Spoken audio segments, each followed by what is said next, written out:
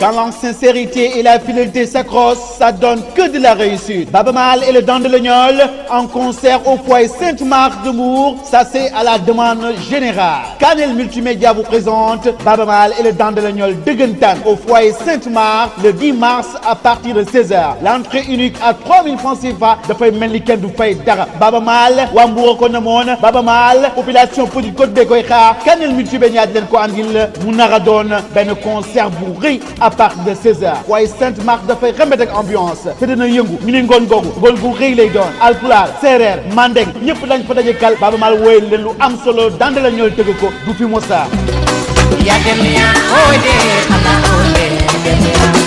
Le concert boobu dañ ko place sous le haut patronage de monsieur le préfet du département de Mbour, monsieur le commissaire de la police de Mbour, monsieur le commandant de la brigade gendarmerie de Mbour, monsieur Fallou Silla, premier magistrat de la ville de Mbour, ànd ak secrétaire municipal ak conseil municipal yëpp daal di ñëw ci ngoonu Baba Maal bu am solo boobu Kanel Multimédia di leen présenté. ba tey ci patronat yooyu monsieur Ousseynou Mbaye, président Rendo Alpulaar, docteur Amadou Tidiane Diba, PCA SAPCO, monsieur Mamadou Oumar Bokoum, receveur perception municipale à Dakar, percepteur municipal de Dakar, monsieur Ousmane Gueye, maire de la commune de Saly, monsieur Abdoulaye Sy, directeur des impôts et domaines à Mbour, madame Néné Daf, chef de service tourisme régional à Fatick, monsieur Mamoudou Ibra Kane, PDG Groupe Futur Média, monsieur Alassane Samba Diop, directeur RFM à Dakar, monsieur Oumar Dab, directeur Rendo FM Mbour, monsieur Ablaye Diallo, directeur Radio Dunia Mbour, Mamadou Sow, directeur des programmes Rendo FM,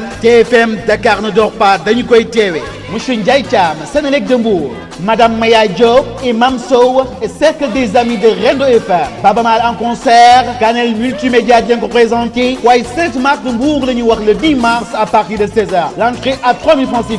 Et sponsor officiel Bébé Gadio Cosmétique derrière la mairie de Mbour, route de Joal. La Poste de Mbour, établissement Salon d'Or, Banque Bissi quartier Medi, Machallah boutique chez Abdou Aziz Kane et frères di jaay lépp lu jëm ci wàllu tissu. waa kër Serigne Fallou Mbacké di jaay habillement de classe. Kia Design en face la station Owelibia ñoo dàq ñëw Mbour. Kenkari Thierno Samassa et frères Moussa Ba. Croisement Saly en face station Total. Partenaire Laipro, reportage et montage. RDV Mbour, la télévision locale. Fouta Bureautique informatique. Agence Tigo bu Mbour. Ça c'est à la demande générale population de Mbour ñoo ko soxla Baba Maal ci concert bu mag ànd ak Kanel Multimédia le 10 mars à partir de 16h. dugg ba 3000 francs CFA kese lay doon.